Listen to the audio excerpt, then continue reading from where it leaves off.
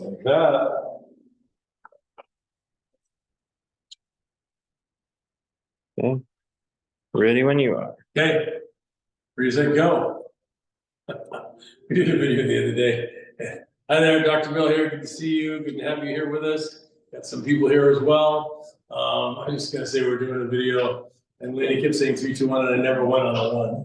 So on the 5th take, I finally got it. So anyway, we started tonight. So, this is one of my favorite subjects because it's something that would you want to go get me my big safety pin?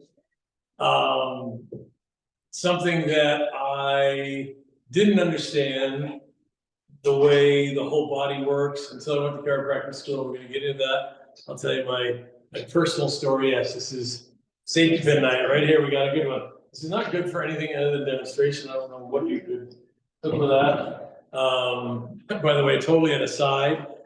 With our oldest daughter, we have 6 kids. Our oldest daughter, we tried the actual cloth diapers for 1 month, and it was a disaster. It was messy, and I do remember clearly in the middle of the night doing those sharp, because you have to have a sharp safety and get through those diapers. And I got myself, I said, okay, that's the end of that. We're done with the cloth diapers. So anyway, empathize with people from way back. They didn't have a choice, but anyway, safety pins for that is a good option. Anyway, one of the things we want to talk about is how amazing the body is, the brain is, and we are going to talk about, I'm going to ask you a few questions. So number 1, what should your ideal temperature be? 98.6. 98.6 is the winner. Some people are a little different than that. Some people may have a little bit below that, a little above that, but that's the general thing. So when it's really hot, how does your body cool down? Sweat. You actually do literally sweat. The body cools itself down. If you're too cold, what happens? You can shiver, goosebumps, and the body says, and even if you're in cold water, the body can hold the temperature for quite a while. If you're in warm water, it has this amazing ability. And if it gets too low, what would be the low point that your body would start to go to hypothermia? Not very much lower. I mean, just a few degrees, maybe 90 in the 80s, and your body would start freaking out. And if you got above 104, your body would say, whoo, so it's a really narrow window. And I'm sure all of us have been in really hot temperatures or really cold temperatures, and somehow our body is that smart. And that's just one of the many things. So, some of you already know this, the brain is segmented into different parts. I think we all know the frontal lobe is the emotion center. If you ever whack your head in the back, your vision may actually get blurred, or you actually feel that the vision's taken. And then it just has all kinds of different parts here, speech and hearing and all kinds of good stuff. So, who wants to guess? How many gallons of blood does the heart pump daily? 400. We got B. Sticking with B. C, 4,000. Man, he's going for 4,000. Yes, that's the correct answer. So, 4,000 gallons of blood a day. That is like amazing. 4,000. I think that would fill up our room. 4,000 gallons would be a lot of gallons. I don't know how many go to the average pool, but 30 million times a year. It's amazing. So that's just one little part of the body that just shows how amazing it is. Just shows the different parts of the body that require a lot. The brain, even though it's not that big, requires a lot. So do the kidneys, and so does the liver.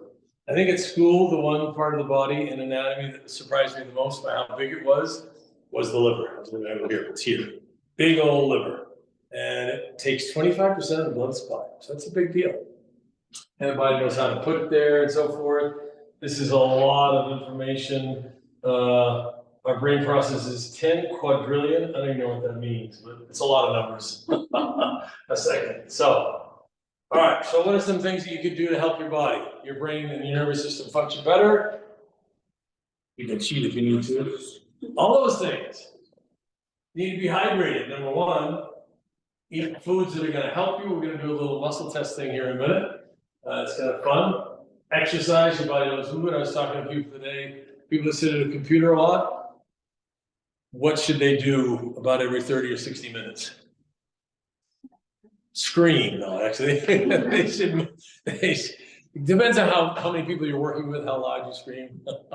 But your body wants movement. And you go down a long car ride, long plane ride, your body just feels yucky because it wants to move, it wants to be active, it wants to get going. So movement's a big diet. I'm a big believer in that. Being nice to you, you either send out positive vibes or you don't. Even if somebody sends negative vibes to you, then you need to figure out what you're gonna do about it. Breathing is huge. So everybody, we're gonna do this for a second. Okay, what I want you to do now is breathe out of your chest up here. So short little breaths. Do that for a little bit. What are you feeling?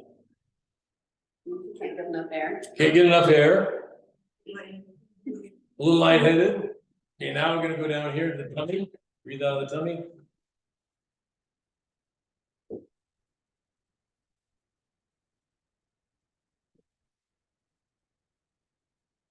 Okay, what does that feel like?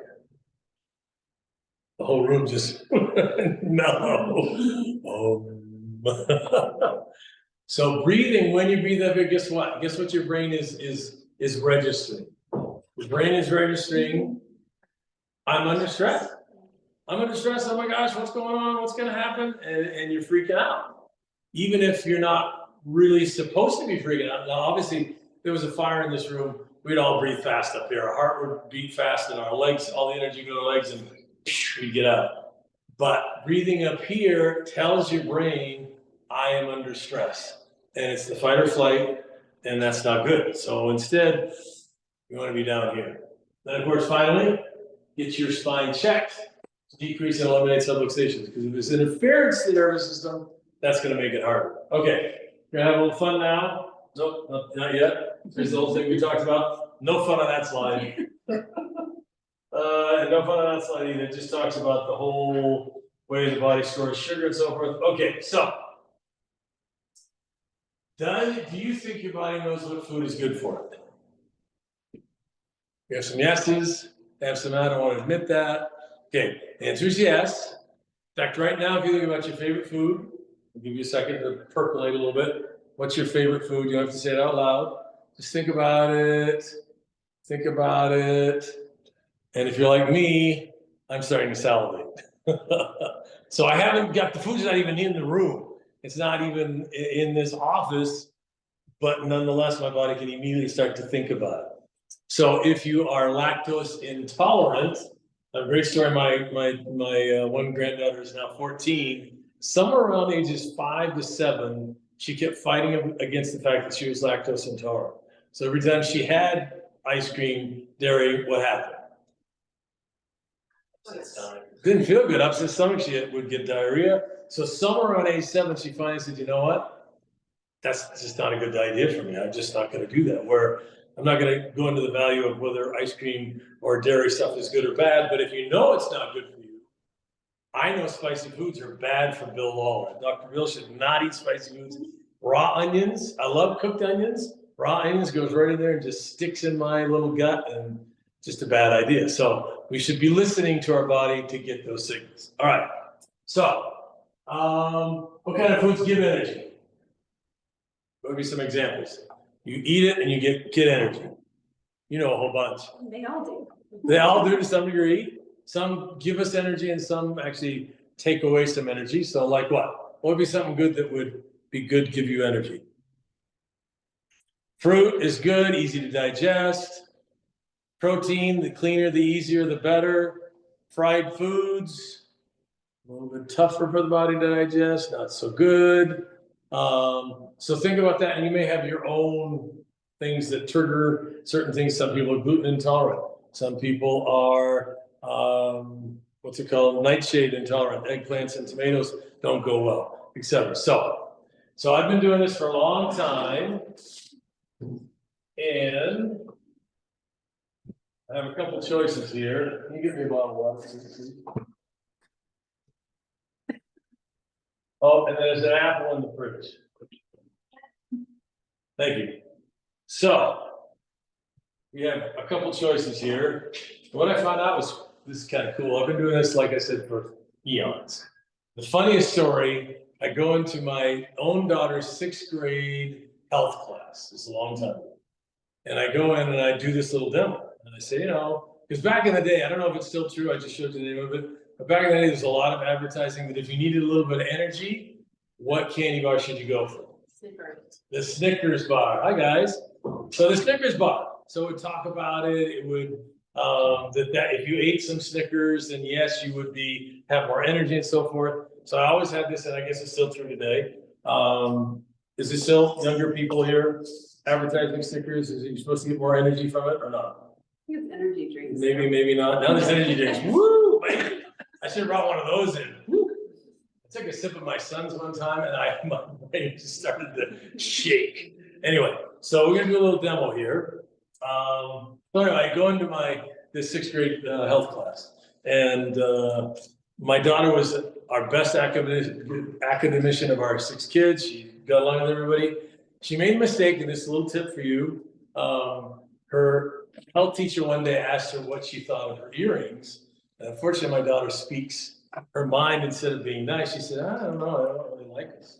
And from then on, there was not a good relationship between this teacher. So anyway, so I go to this teacher, let's call her Ms. T. And I do this little demo, which I'm going to show you, and I'll show you the second part. So I need somebody willing to just come up and do a little demo with me. Thanks for volunteering, DJ. Come on up. DJ's strong, he works out all the time. What I used to do when I go into a class, I'd say, who's the strongest person in class? And sometimes they'd pick this little scrawny person. I said, okay, this is who it is. Great. So we're just going to do a quick little muscle test. Nice and easy. Hold your arm strong. Don't let me push it down. Good. Only strong. Okay, so all I want you to do is hold this in that hand. So what's going to happen? Going to get stronger because Snickers good for you, or what do you think? Maybe try to do some reverse psychology on me. No. I'm just putting it out there. Okay, hold your arm strong. Okay, I give it back to me. Put it over here. Hold. Yeah, he's strong. So he's stronger than I am, but we're gonna give that back to him. So I used to make people eat it. Hold. Good. Okay, so a little difference. If you want to, you can keep it. If you don't want it, you won't keep it. So what did the teacher say to me? Figure it out. So I just did this demo. She thinks it's all hocus pocus, whatever. Yeah, whatever. She said to me, well, that's true if you eat anything. And I'd never done this second part of the test. So I need another volunteer for the apple. Grace says, I'll go for the apple. Okay, so same thing. Just hold your arm strong. Don't push it down. Hold strong as well. So I said to the teacher, I said, I don't even know what's going to happen. And somehow, I don't think a student had given her the apple. I think she had bought it herself. They're supposed to bring the apple to the teacher. It was on her desk, and I said, okay, well, come on up. We'll do this test. And hold on. More. Hold this. Okay. Let's take it away. And hold it again. Good. Subtle difference. Hold that again. One more time. Hold. Good. So about the same. You can keep the apple. There you go. So the thing that was interesting, I used to make people take a bite. Of course, you go depending on what grade it is, they were more than happy to come up and take a bite of the Snickers bar and keep it. So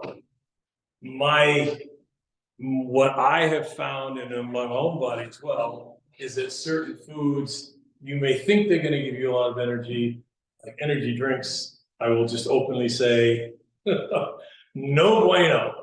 So much sugar, so much caffeine, so much CRAP in it that I don't go for the energy drinks. Do something else. Do some natural electrolytes. Do some water and so forth. So same kind of thing here. Who would like one of these? Did Josh would like one? Come on up. Dr. Josh may or may not be a brown liquid drinker. Well, it could give him extra strength. Hold this strong. He's gonna try hard. Watch this. There he goes. Loosen up. Hold. A little bit. Not a huge difference. Again. Hold. Hold it. Good. And try that again. Hold that again. Yeah. You can keep it going. So that's just a fun thing, and it just shows the body knows what is going to be good for it. So you either are going to give it something that it wants, and it's going to build on, or it's going to take things away. And we have a nutritionist amongst us, so I'm sort of messing up this whole thing, I'm sure, compared to what she could say. But yes, you need some protein. Yes, you need some fat. And yes, you need some carbohydrates. You need to have macros. I have a daughter that's a bodybuilder, does macro all the time. So I'm not going to get into that. But just if you know particularly your own body, listen to it and feed it the way it should be fed. Fair enough? By the way, I'm currently doing the Weight Watchers approach. And so you get so many points a day, 29 points a day. Some foods are zero foods, like chicken is, and fruits are, and vegetables are. We went back east, and my favorite kind of donut, I'm not really a donut guy, but I grew up on Dunkin' Donuts because I'm from Maine. The chocolate glazed twist, it's just, I could just knock it down, pleasant feeling. So I get 29 points a day, and we're right by Dunkin' Donuts. Oh my gosh, I gotta get one. I said, I gotta check and see how many points this is. So like an apple's 0 points. What do you think, a chocolate? Not a big thing, it's just this big. How many points? 18 points. Oh my gosh, if I ate 2 of those, I would have no points left. I would have gone into deficit. Anyway, so anybody have any questions about the little demo we just did? Okay. Yes. Without their muscle testing, can they do it themselves? Yeah, so the one way to do muscle testing, that we have a lady who comes in here who's amazing. She's like in her 80s. And the easiest way I have found muscle testing is really challenging for me to do this way because I can cheat. Should I have that piece of chocolate cake? Well, of course you shouldn't have that piece of chocolate cake. But if you hold strong, it means that's a positive answer. And if you can't hold it, that's tough for me. What I think Dr. Josh is talking about is holding something in front of you and seeing what your body does, whether it goes forward or backward. And if it goes forward, that's a positive sign. Maybe a little tricky. Yes. So summarize muscle testing. Okay. So for me, muscle testing is a way to get in touch with the intelligence in the body, innate intelligence. And it's just very simple little thing. I am 100% neutral on doing a muscle test, so therefore it's easier for me on somebody else. I'm not 100% just not caring about the outcome when I do it on myself. So that's a bit tougher, but that's it. It's just simply a way to test. You could use any muscle in the body. Easy one is just the arm lever. You can use legs, you can do shoulders, you can do all kinds of things. Yeah. So it's like your body is, if the body does not like something, it loses energy in the spot. So your muscles are working. And so that's why we do muscle testing even when we're doing adjusting. I do it particularly on babies because they're so teeny. And then my whole hand is half their spine. So do just a little bit, or I have the parent do it. It's an easy way to find out if there's something going on there that we need to address. Okay, so here we go. Safety pin. Did I skip a slide? Okay, here we go. Talk about this briefly. Gonna have a couple people say a couple of comments, and we're gonna go from there. So the whole point of the safety pin cycle is brain up here, body part down there. If communication is working the way it ought to, then there's a normal flow of communication. Right now, whether you know it or not, all your body's giving you tons of information. Are you too hot? Are you too cold? Are you thirsty? Are you hungry? Need to go to the bathroom? Are you tired? All those things. I saw somebody yelling. Won't point to anybody in particular. Anyway, so all that information right now is going on in your brain. So if everything's working the way it wants to, the nervous system doing a complete circuit, then it's working the way it should. If, however, it is not, if there is a interference to that, so if things are connected, adjusted, nervous system working the way it ought to, that's good. If it's disconnected, if it's subluxated, and it's not working the way it ought to, then it's gonna have a tougher time. So my quick story, I became a chiropractor because I saw what it could do for kids. I went to a workshop. My sister's chiropractor was doing a workshop, and it was on kids. Some of you heard the story. There was a baby with colic.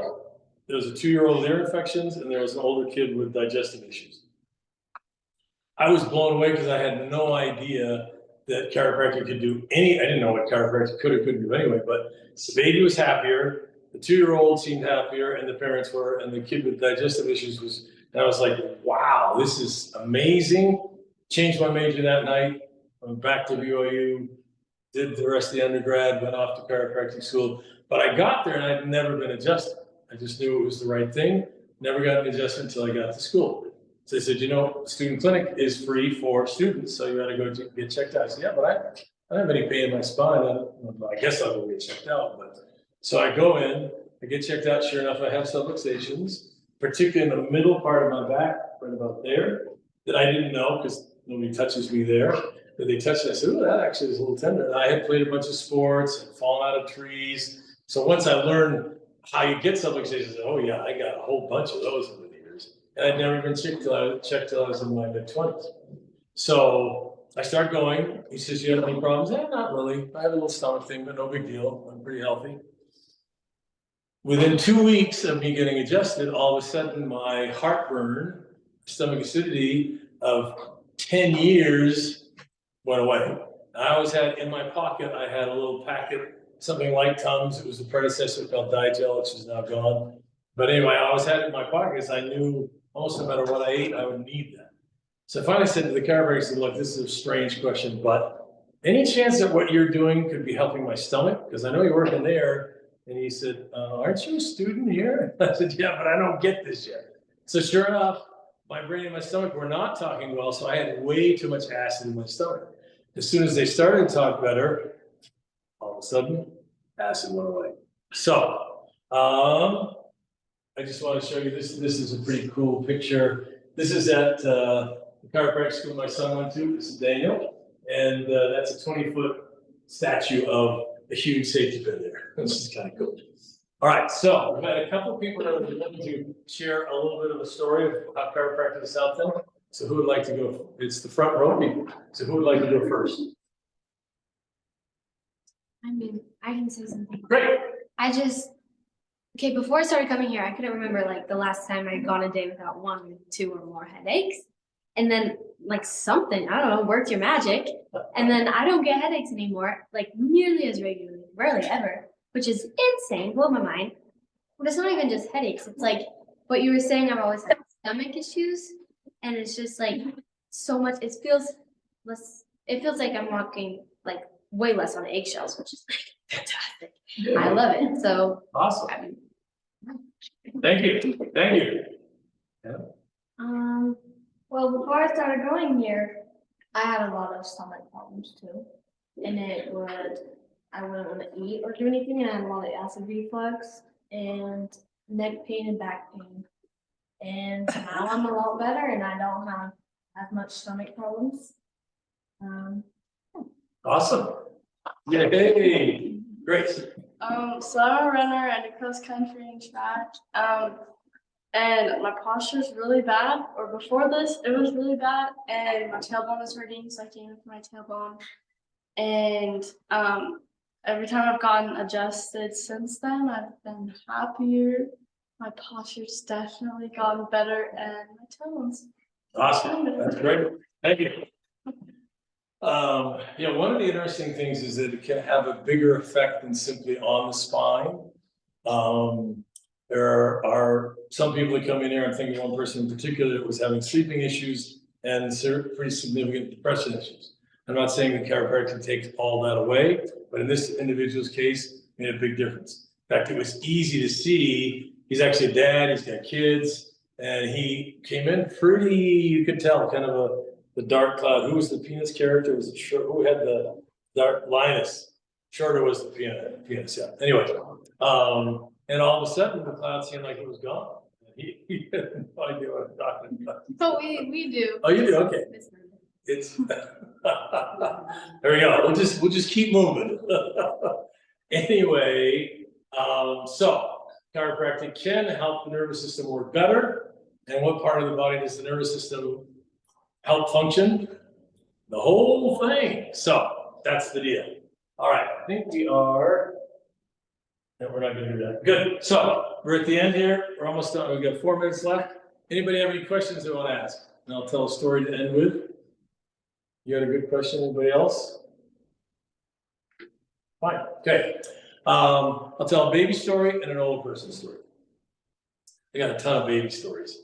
I think the one that just comes to mind, we'll stick with the stomach thing. A new mom came in with a 5-month-old son. And the mom was their students down at the college. And she came in and says, yeah, the kid has not only got a reflux, but he's got projectile vomiting. And I'm looking at her and I'm saying, okay, maybe she's exaggerating. But I said, okay, well, I'm sorry, how did it start? She said, no, started when he was born. He just has always had reflux. Now it's actually gotten worse. Now it's boom. So I'm figuring, I did sort of an emotional little pat on the back to him, sorry, I hear that. All of a sudden, the kid, boom, right in my office, just out it comes. And she got some of it, but didn't get all of it. And she had this humongous bag. I said, what's the deal with the bag? She said, I have 3 changes of outfit for him and 3 changes of outfits for me. And this poor little guy, he just was in rough shape. So immediately it just started helping not have as much reflux. Within a month's time, it's as if the little spigot got turned off and all of a sudden he kept in the food that he took in. No more projectile vomiting. Story I'll tell about a woman who came to see me, and she had really, really hard periods, very challenging, a lot of cramping, and she basically said she would look at a calendar and she would cross off 3 days of the week that she had these horrible menstrual cycles. And so she came in, she said, can you help me? I said, I don't know, it's all about the nervous system. Self-excitation, we'll do our best, see if we can be of help. And so sure enough, she came in the first month. After the first month of care, not a huge difference. The second month, I'll just never forget this. I wish I'd had a video. This guy comes in, and this is my practice in Maine, by the way. Guy comes in, I was in a blue collar town, and he's this rough looking dude. And I didn't know if I was in trouble. I didn't. He said, he comes in with the woman I knew. I never met him before. He comes, is you the doctor? And I want to say, well, it kind of depends. What's going on here? And I said, yeah. He said, well, he said, probably weird, but I almost feel like I want to kiss you. I said, well, that's okay. Where are we going with this? My wife this month was so much better than she's been our whole marriage. Didn't have the 3 black X's days. And I said, well, give your wife a hug and a kiss and go ahead. I'll tell one more story because this came up. So another guy was a blue collar worker. He actually ran one of the pulp mill. Used to be big, Maine used to be big in the pulp industry, paper products and so forth. Now it's dwindled quite a bit. But he was the manager and he came in to see me on a Friday and he had lower back pain and he kind of put on the sheet, he also was a diabetic. So I said, okay. And give him an adjustment as I normally would, found some subluxations. And I didn't see him until Monday. And I said, so, how did it go after your first adjustment? How did your body respond? And he said, actually, I thought about you on Saturday morning. It's kind of the same thing. I said, okay, was it a good thinking or a bad thinking? And he said, I knew I was in insulin shock. I was going into insulin shock. I took my normal dose of insulin. And he said, I knew all of a sudden it was too much. And so I was grabbing all kinds of everything I could think of, candy bars, anything else I could do to put more sugar in my body because I knew my insulin was just too high. And he said, the only thing I can think of that I did differently was I got my very first adjustment from you on Friday. So from then on, he had to modify his insulin that he took a lot less, that he didn't need as much as he did before. So his body worked better. So appreciate you guys coming. Thank you for sharing your little testimonies. I love the body. I honor it. Our saying in chiropractic is the power that made the body heals the body. And the more you honor that and the less bad things you do to your body, the more likely you are to have a body that's happy and little things. So thanks for coming.